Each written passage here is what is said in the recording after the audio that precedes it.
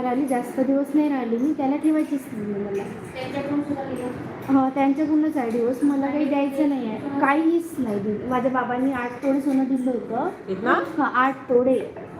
ते पण काहीच माझ्याकडे नाही, कोणतीच गोष्ट नाही. डॉक्युमेंटच मी खूप बंगाली हो ना? नाही, मराठी. हो, मराठी में तो इतना देते नहीं.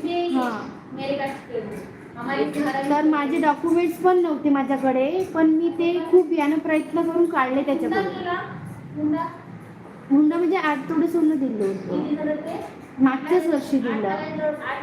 जास्त झालं, डबल झालं 8 लाख. आता हो, WCL